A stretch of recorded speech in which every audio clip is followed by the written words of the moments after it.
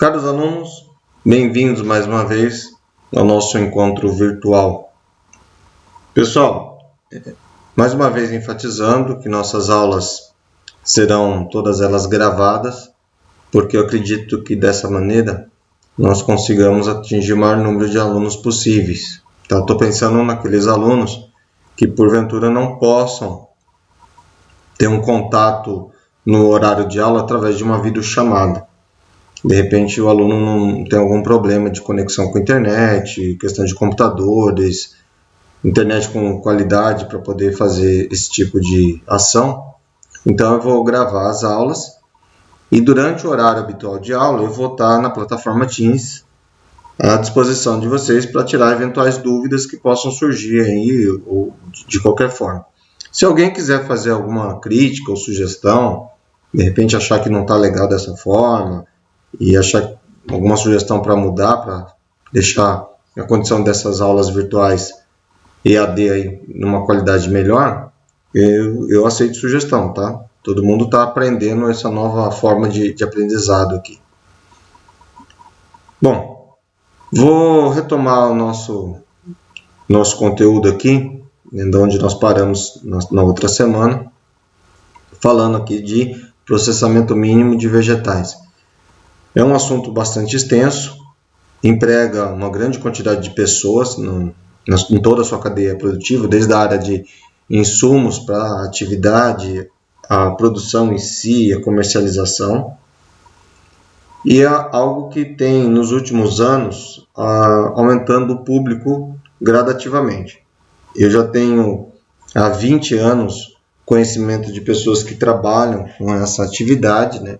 Desde a época da faculdade eu já acompanho isso. E isso cada vez mais está se tornando uma constante. Então a gente está trabalhando para atender um nicho de mercado. Não é todo mundo que tem condições financeiras de comprar um produto minimamente processado. Então ele é direcionado a um público que tem uma renda melhor e também é um público que, né, não tem muito tempo de fazer preparos. Então quer os alimentos prontos para consumo. E vocês acreditam ou não, tem alguns restaurantes que já estão adotando esse tipo de material nas suas cozinhas. Por quê? Você diminui mão de obra dentro da cozinha. Então é muito mais fácil para o restaurante que precisa entregar os pratos rapidamente, que esses vegetais, né, esses alimentos já tenham sido preparados, higienizados ou previamente cozidos, o que agiliza o cozimento, né, o preparo nos restaurantes e trazendo aí uma melhor qualidade de atendimento para os clientes. Então, existe uma cadeia aí, um conjunto bem amplo aí, tanto de pessoas, indivíduo, né, a pessoa que tem um apartamento, às vezes são pessoas solteiras ou até mesmo famílias, e também a área comercial aí de restaurantes, lanchonetes, que trabalham com isso. Existem cadeias de lanchonetes aí muito grandes, aí, não só a nível nacional, cadeias internacionais, que trabalham com processamento mínimo de vegetais. Eu não vou ficar citando marca, mas várias dessas cadeias aí, elas trabalham com, no caso aí, vamos supor, de hambúrguer.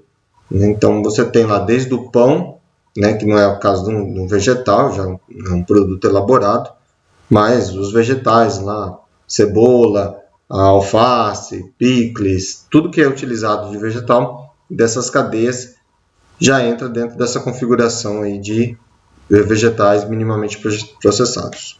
Então vamos lá. Pessoal, dando continuidade de onde nós paramos, nós vamos trabalhar agora, explicar para vocês o que é a cadeia do frio. Então, os produtos minimamente processados, eles diferem de outros produtos por, dentro das suas características lá, ter a questão da cadeia do frio como um dos itens em que se deve avaliar todo esse processo. Por que é tão importante? Porque se você tem um vegetal que está exposto às condições ambientes normais, vamos imaginar aqui no nosso país em torno de 22, 23 graus Celsius, e você pega esse vegetal e coloca ele na geladeira, ele vai ficar numa temperatura em torno de 10 a 7 graus. Né? dependendo da regulagem da geladeira. Então, isso causa um choque térmico nesses vegetais, o que diminui a qualidade e diminui o que para os supermercados, os pontos de venda, é essencial, que é o tempo de vida de prateleira, ou seja, o tempo que esses vegetais podem ficar com todas as suas características preservadas e que possam ser consumidos. Por lei, se o material ele não for refrigerado adequadamente, ele não pode ser comercializado. Um dos pontos que os órgãos de defesa do consumidor avaliam na rede varejista de supermercados, né, pontos de venda, é a questão de refrigeração dos pontos de venda. Tanto é que, se vocês porventura estiverem em algum supermercado, vocês podem ver que tem uma pessoa que de tempo em tempo ela vai lá com um medidor de temperatura, né, a laser, e vai verificando a temperatura não só no visor da gôndola refrigerada, mas também qual é a temperatura que está ali nos alimentos, e ele anota. Então isso aí é uma regra que tem que ter esse acompanhamento. No passado havia muito problema de supermercados desligarem os freezers para economizar energia por conta disso, sabe? E aí hoje dificilmente você vai ver um mercado fazendo isso, tá? Pode acontecer, claro que pode, mas a questão aí de consciência com relação à preservação dos alimentos já mudou bastante. E se acontecer e a fiscalização acontecer alguma coisa, geralmente as multas são bem pesadas, a mercadoria é apreendida e é descartada, é jogada fora, vai para o aterro sanitário, não pode ser doado. Quando eu trabalhava na Secretaria de Agricultura, eu presenciei algumas vezes apreensão de mercadorias, que aí não era no caso do supermercado, mas era no transporte, que a mercadoria não estava refrigerada, estava dentro de um veículo fechado, mas não era um veículo com câmara fria, não era um veículo refrigerado. E foi feita a apreensão desses produtos e foi jogado fora. Uma vez eu participei de uma apreensão, 200 quilos de mussarela, que estavam com temperatura em torno de 25 graus.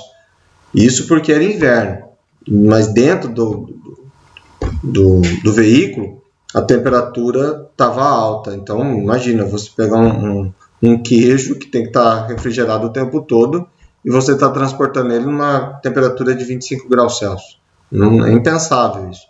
Então foi apreendido e foi jogado no aterro sanitário e o trator passou por cima e enterrou aquilo lá. Não teve jeito, além da multa que a empresa recebeu.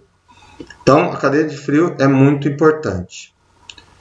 Por conta de preservar os alimentos, então evita a perecibilidade desses alimentos, evita a propagação de micro-organismos, tá? Então isso vai preservar a qualidade dos alimentos. Então, essa baixa temperatura, ela vai retardar a deterioração dos alimentos, né, e impedir o crescimento microbiano. Mas isso não é feito de uma maneira brusca, não pode ser pegado da temperatura ambiente e colocar dentro de uma geladeira também. Então, ele precisa que essa temperatura, ao longo do processo de beneficiamento, ele vai reduzindo gradativamente. Então, o desafio a manutenção da qualidade e a segurança do alimento em todo o processo. Então, sem o manejo adequado dessa temperatura e sem as condições de higiene do local, você não tem como garantir a qualidade e a segurança dos alimentos. Então, veja que a cadeia do frio não é somente temperatura, tem as questões de condição de higiene, tanto do local, os utensílios e as pessoas que estão trabalhando diretamente com esse alimento. Vou passar para vocês agora um fluxograma do processo para a gente falar um pouquinho sobre cada uma dessas etapas. Espera aí só um pouquinho que deu problema aqui. Ficou pequenininho. Eu vou pular aqui, peraí, vamos lá um pouquinho para diante. Aqui. Pessoal, não deu certo o que eu queria fazer, me desculpe, mas eu vou mostrar o fluxograma completo aqui, tá bom? Então, ó, na primeira etapa, eu tenho a área de produção, que no caso aqui é uma área de produção protegido, né, um cultivo protegido, né, em estufa. Vocês podem ver aqui, ó, no fundo o pilar, né, das estufas aqui, e é um plantio de hidroponia. Poderia ser diretamente ao solo, tudo mais. Hidroponia, apesar de melhorar as qualidades do produto minimamente processado, ela não é essencial, tá? Eu posso ter uma produção hidropônica e não ser um material minimamente processado, tá? Não tem nada a ver. Por favor, não relacionem hidroponia ou cultivo protegido, né, em estufa como parte desse processo. Eu posso simplesmente ter um alimento plantado a céu aberto, né, diretamente no solo, e ele ter todas as qualidades de um alimento minimamente processado. Não tem problema nenhum. Então, vamos pegar qualquer alimento aí, por exemplo. A primeira etapa, então, é o cultivo. Na colheita, tem que ter o cuidado por conta dos utensílios, porque se você for utilizar alguma ferramenta de corte, você pode, de repente, estar levando algum tipo de micro-organismo ou até mesmo químico contaminante para os vegetais. Então, os utensílios, as vestimentas, botas, calças, camisas, luvas, bonés, tudo que for utilizado tem que ser higienizado, lavado, tá limpo, tá? Para começar o processo lá e não ser fonte de contaminação. É feita a colheita, levado para a indústria, né? Para o centro de manipulação desses alimentos. O primeiro estágio que entra é o segundo quadrinho aqui, ó.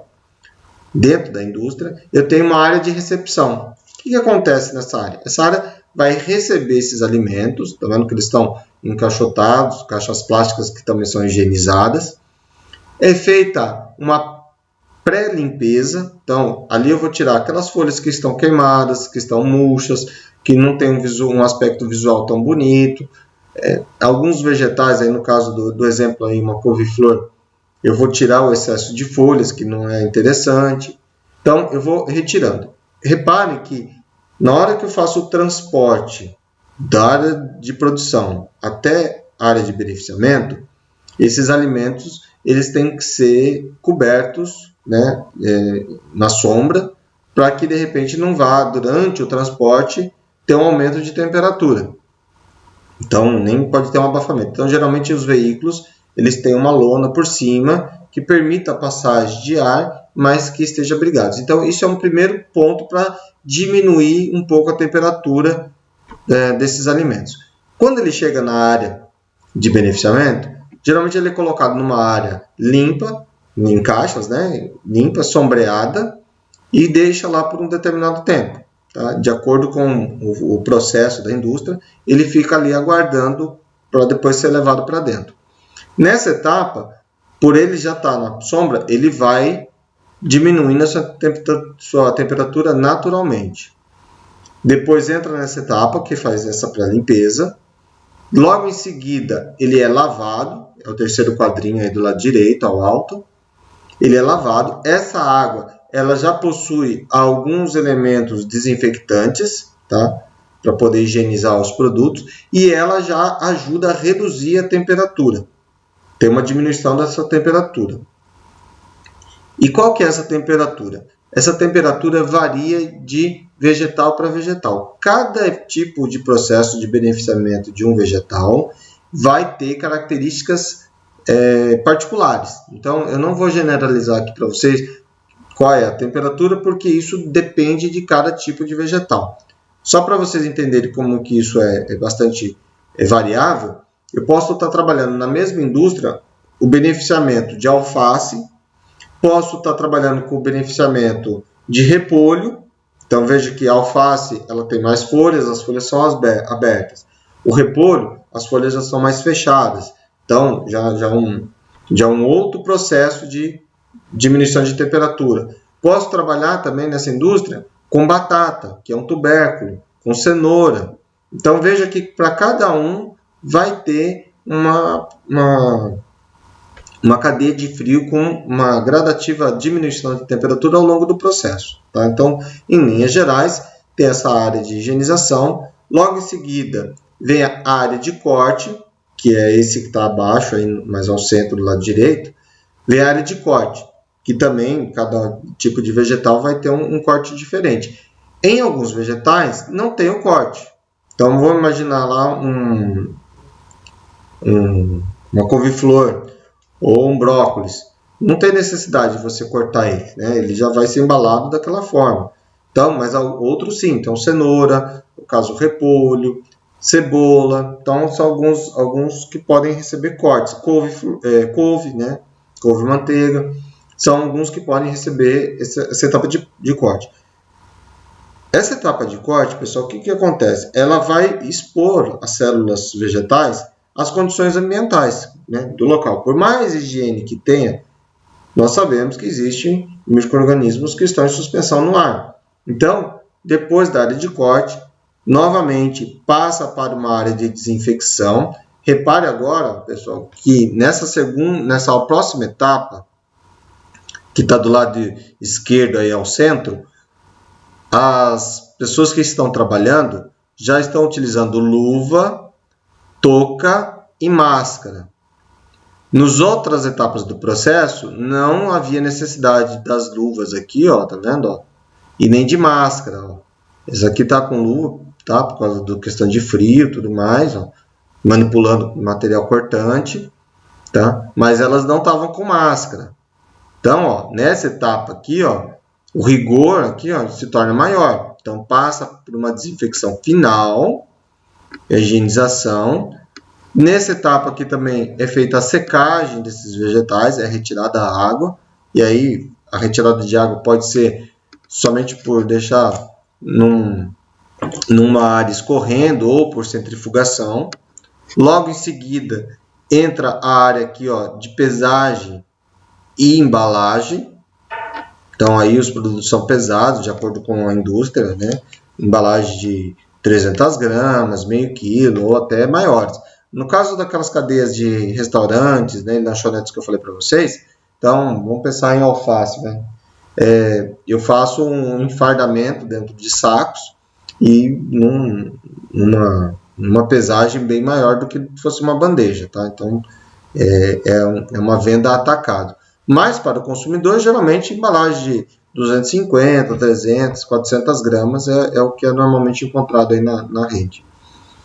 Logo em seguida, eu tenho aqui a parte de rotulagem, identificação. Isso é muito importante por conta da garantia da qualidade do produto. Se houver algum tipo de problema, algum contaminante, eu consigo rastrear e saber de onde que veio esse produto e cobrar as responsabilidades de quem manipulou. Então, eu consigo rastrear a origem dos alimentos. Isso aí é algo importantíssimo. Se você for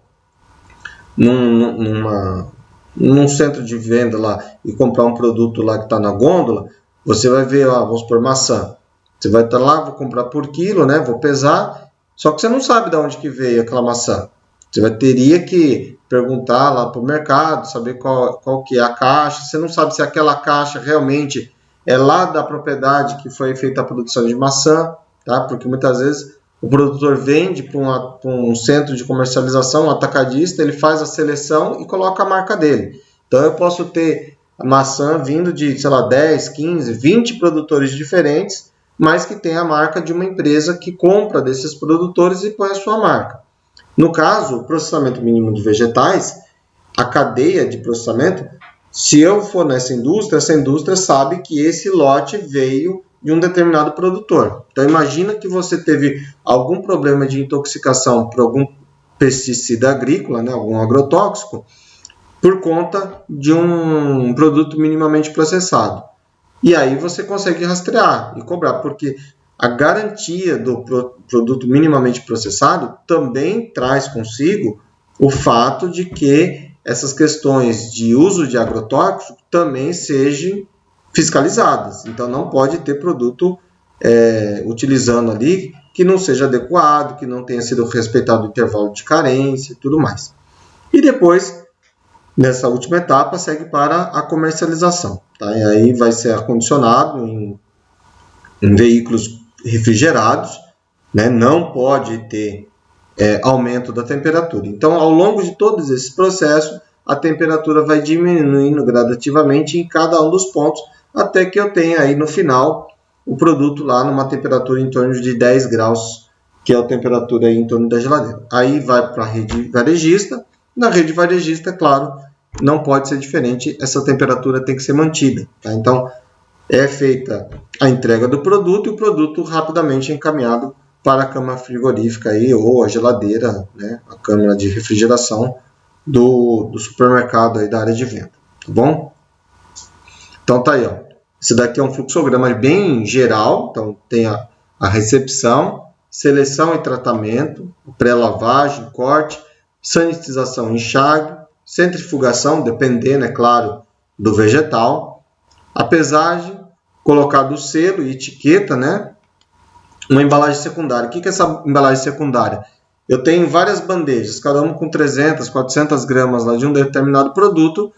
Não dá para imaginar que eu vou levar essas bandejas uma em cima da outra, né? Porque ela vai amassar. Então eu coloco dentro de caixas plásticas identificadas, tá? E aí elas são acondicionadas lá no valor. Então essas caixas elas vão dar estrutura, né, para que eu possa fazer um empilhamento e colocar no veículo para ser transportado. Tudo bem? Não precisa necessariamente ser caixa plástica, tá, pessoal? Pode ser também caixa de papelão, que seja papelão de uso específico, tá? No supermercado vocês veem bastante isso. Tem várias empresas aí nos supermercados que acabam deixando as embalagens de papelão para a pessoa poder utilizar e levar as compras para casa. Então essas caixas também podem ser utilizadas no transporte. A diferença é que ela não retorna para a indústria que fez o processamento do vegetal, tá? Ela é de uso único. Então você faz a embalagem, faz a venda e a caixa não retorna. A caixa plástica, ela retorna. Quando ela retorna, ela é higienizada novamente. Depois, o armazenamento sobre refrigeração, até que você possa colocar no caminhão, no veículo refrigerado e levar para o ponto de venda, para fazer a entrega.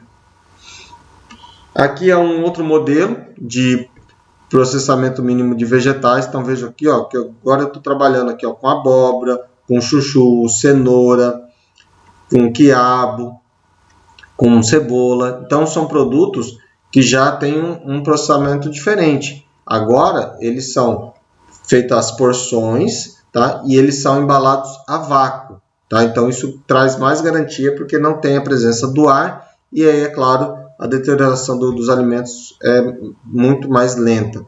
Então, eles são embalados a vácuo e também seguem refrigerados. O fato de ser embalado a vácuo não quer dizer que não tem que ser refrigerado, tá? Eles são embalados a vácuo e também são refrigerados. Então, tá aqui, ó. Os itens de segurança aí quando se trata de produtos minimamente processados. Então, a eficiência do sanificante, né, os produtos que vão ser utilizados na higiene, tem que ser produtos de qualidade. Controle de altas temperaturas. Prevenção em todas as etapas, então, tanto de utensílios, das pessoas, dos maquinários, do ambiente que está em torno. Então, tem que prevenir que esteja tudo limpo, organizado. Boas práticas agrícolas, então desde a área de produção lá na fazenda, no sítio, na chácara. Então, você utilizar com responsabilidade o uso de agrotóxico, tá? Deixa eu deixar uma coisa bem clara para ninguém fazer confusão. Produto minimamente processado não tem nada a ver com produto orgânico. Eu posso ter um produto orgânico que ele é minimamente processado. Mas o produto minimamente processado não significa que ele é orgânico. Orgânico é quando eu não utilizo nenhum tipo de pesticida ou de adubo químico para o cultivo desse vegetal. Agora, produto minimamente processado, ele pode ser cultivado utilizando adubo químico, utilizando agrotóxico, isso não impede. O que vai trazer garantia é que as doses que vão ser utilizadas de agrotóxico são as recomendadas, é respeitado o intervalo de carência, ou seja, do dia que eu faço a pulverização até o dia de colheita, eu tenho que seguir a recomendação do fabricante. as dosagens que são trabalhadas lá, elas não são superdosagens, o tipo de produto é recomendado para aquele tipo de cultura. Por exemplo, eu tenho um produto que ele é regulamentado, né? A venda é feita para tratar de algum tipo de inseto em brócolis. Aí eu pego esse produto e utilizo ele em alface. Não pode, tá? Se ele foi registrado para brócolis e ele não tem registro para alface, eu não posso utilizar. Então, a boas práticas agrícolas também está ligado a essa parte. Outra questão é a questão de cultivo, de não ter erosão no solo, né? Não degradar o solo, as questões aí, todas as questões ambientais, de você ter área de preservação, enfim. São boas práticas agrícolas aí que no terceiro ano vocês vão ter uso e ocupação do solo. Então, nós voltamos a falar disso no ano que vem. Se alguém tiver alguma dúvida, algum interesse, pode me procurar aí que eu entro com mais detalhes, tá bom? Boas práticas de fabricação, que são aquelas que eu citei dentro da área da indústria, né? Então, questão de higiene local, as ferramentas, os maquinários, a questão de conservação da cadeia do frio, né? Ter uma diminuição gradativa da cadeia do frio, ter áreas de sombra, a questão de banheiros também, daqui a pouco eu vou falar com um pouquinho mais de detalhe. Então, são todas elas boas práticas de fabricação. Além dessas aí, também entra a questão dos funcionários serem qualificados para trabalhar com isso, eles terem o registro e todos os seus direitos trabalhistas garantidos, tá? Não pode ter mão de obra lá que não esteja dentro das normas, tá bom? E um controle, né, que aí a gente chama de APPCC, que é a análise de perigos e pontos críticos de controle. Ou seja, em todas as etapas, por isso que o rastreio desses alimentos é importante, porque todas as etapas eu consigo ter um checklist dessas análises. Então, lá na produção, quando é que foi feito o plantio, que tipo de produto que foi utilizado, qual foi a quantidade, quem que fez a aplicação desse produto. Então, todas essas etapas, elas são registradas. O transporte, quando foi feita a colheita, como foi a chegada desses alimentos. Então, se houver algum problema, eu consigo saber exatamente quem foi as pessoas que trabalharam, quando que foi feita determinada prática, se houve um possível tipo de contaminação. Tá? Então, existe N problemas que podem surgir. Só como exemplo, de repente você tem numa área de produção um funcionário que está trabalhando lá e ele está descontente com a empresa. E aí ele foi mandado embora pela empresa, por qualquer outro motivo, e ele está cumprindo lá o aviso prévio, que é os 30 dias que o empregador dá para que ele vá embora. Né? Então, você falou assim, você está sendo demitido, eu estou te pagando o aviso prévio, você vai ter 30 dias aqui, depois você está dispensado. Nesses 30 dias, de repente, por uma desavença, alguma coisa, esse funcionário pode, de repente, por uma intenção, fazer uma contaminação de algum alimento, para trazer algum prejuízo para a empresa. Então, se isso acontecer, ele pode ser responsabilizado sim. Se lá na frente ele trouxer algum problema para uma pessoa, porque colocou algum produto químico ali, sem que outras pessoas pudessem ver, vai saber que foi ele que manipulou aquele lote de alimentos.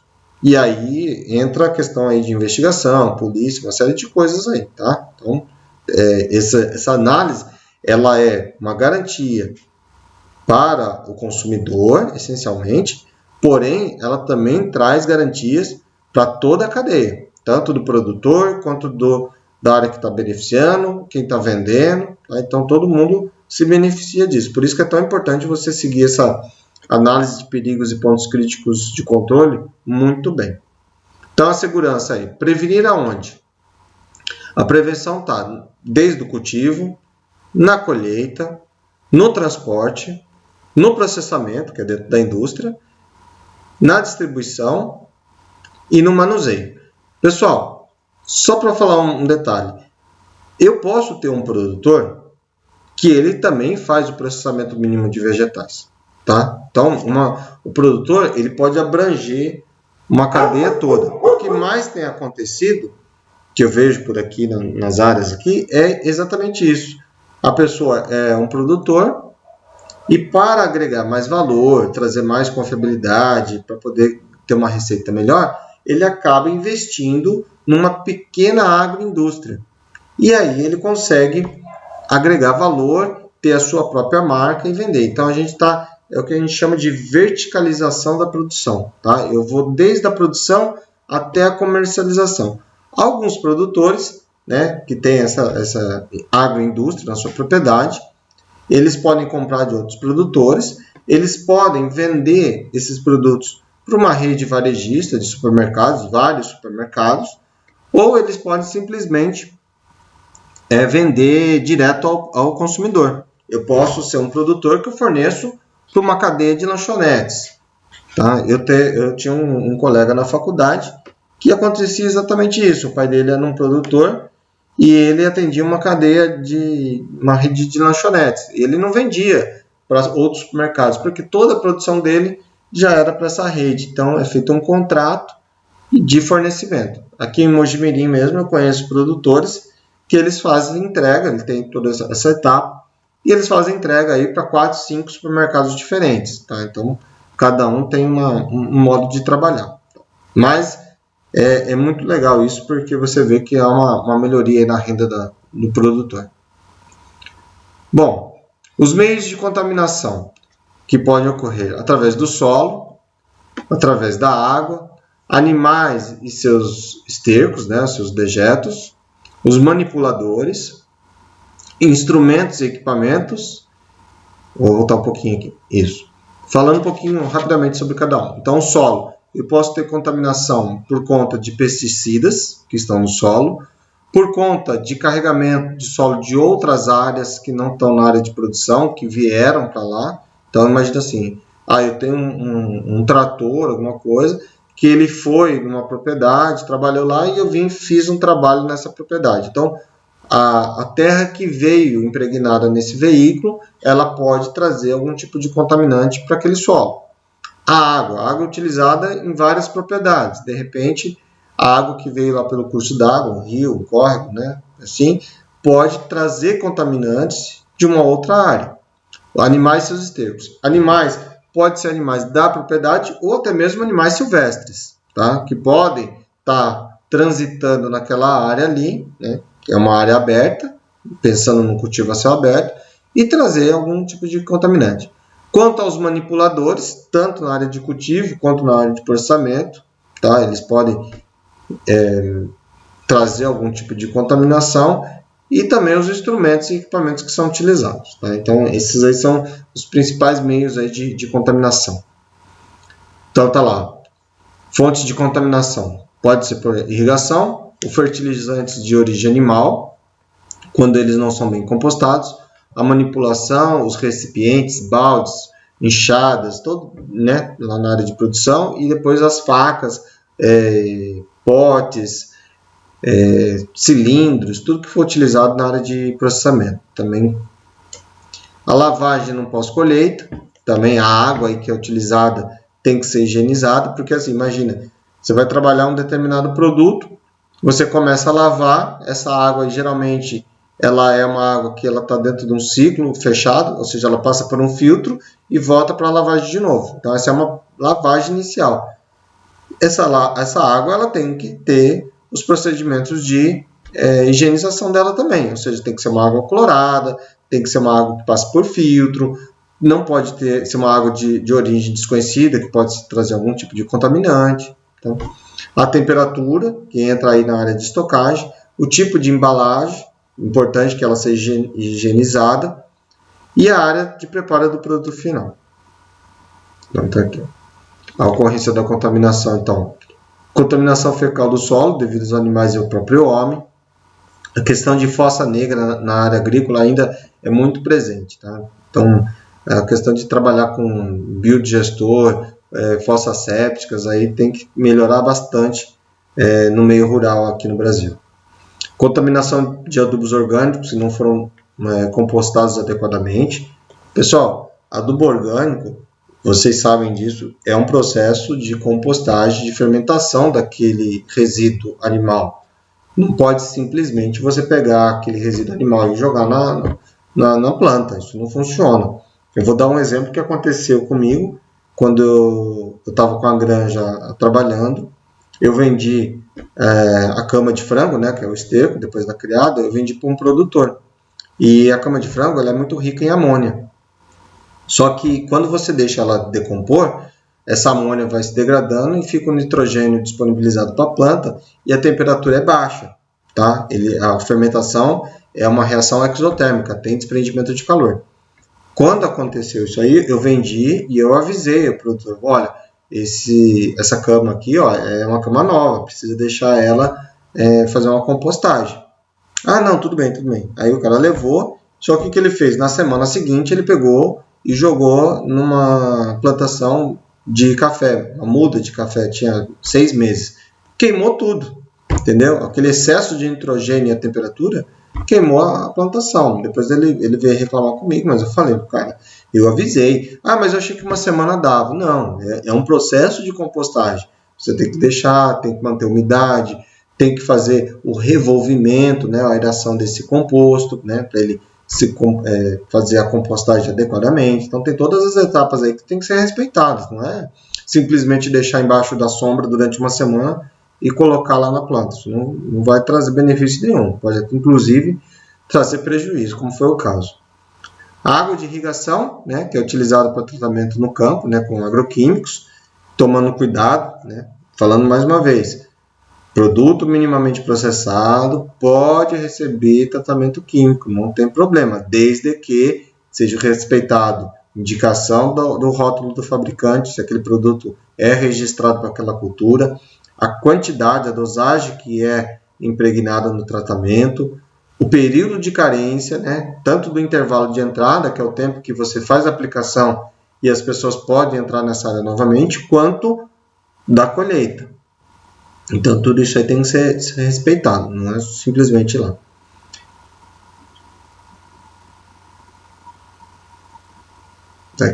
Então, vamos lá. O manuseio dos trabalhadores com higiene pessoal inadequada ou portadores de doença. Pessoal, imagina a pessoa que está doente e vai fazer a colheita de um vegetal. Não dá certo, né, pessoal? Quem está doente tem que se tratar, não dá para trabalhar. Você pode, de repente, lá trazer um problema de contaminação. A gente está passando agora, todo mundo está vivendo isso, um problema muito sério de contaminação das pessoas. Então, imagina isso numa lavoura. Não dá. Então, tem que ter uma condição adequada de higiene da pessoa e os portadores que estiver com alguma doença tem que estar em casa se curando, se tratando lá. Água de lavagem durante o processo, já comentei com vocês. Os instrumentos, equipamento, pisos, paredes, sistemas de resfriamento, câmeras frigoríficas têm que ser descontaminados, tá? Desculpa aí que faltou o antes de contaminados aí. Então, eles têm que ser descontaminados, higienizados periodicamente.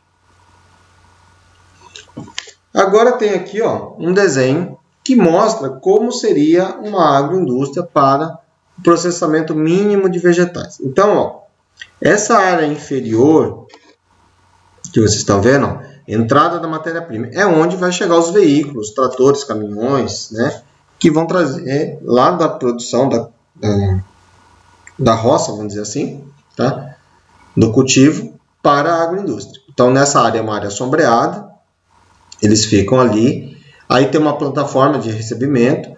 Aqueles produtos, né, que são mais sensíveis à temperatura podem ser acomodados numa câmara fria, tá?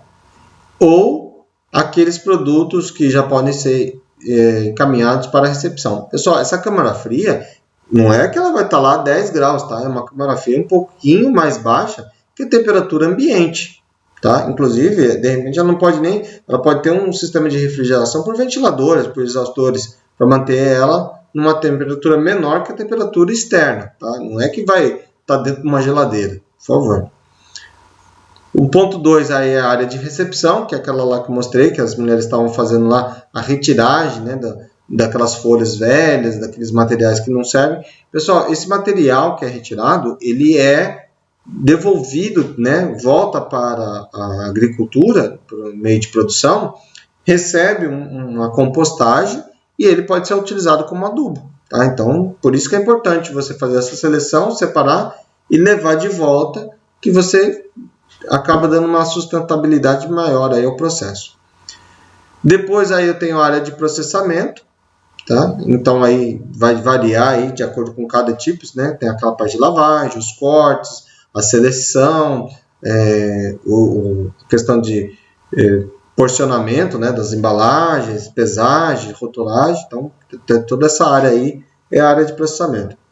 Repara aqui no alto, aqui, ó, eu tenho uma anticâmara aqui, ó.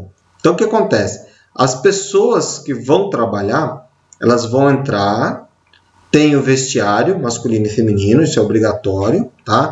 Tem que ter área de chuveiro, a pessoa tem que tomar banho, se higienizar, limpar, colocar o uniforme. Geralmente nessa área aqui possui armários individuais, então a pessoa se troca, põe o uniforme da empresa e vem para essa antecâmara, tá? E aí, cada um na sua área. Quem trabalha na área de recepção vai ficar aqui. Quem trabalha nessa outra área, que é uma área mais com rigor de higiene maior, lembra? Você tem a questão de usar luva, usar máscara, bota impermeável. Aqui essa área é toda azulejada. Essa área de recepção externa aqui, ó, ela não precisa necessariamente ser azulejada, tá?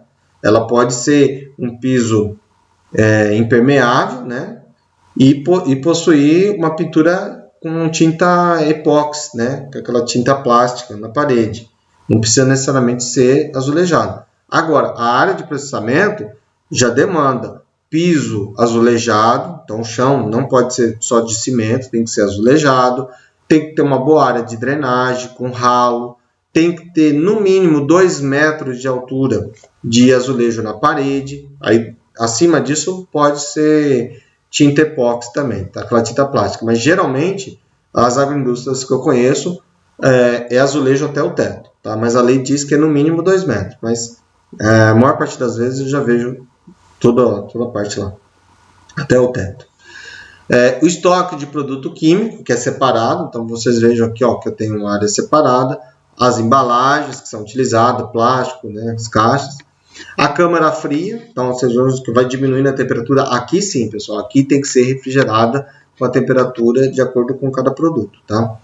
Plataforma de expedição, tá? Então aqui, ó, eu tenho a expedição do produto, que é onde eu vou separar quais são as caixas que vão para determinado local, qual é a quantidade, qual é o tipo de produto, o dia, quem que está levando, fazer a questão de nota fiscal de venda, tá? Tem a área de fiscal aí também. Faz aqui o embarque desse produto. E depois do lado de fora aqui, ó, o escritório, tá?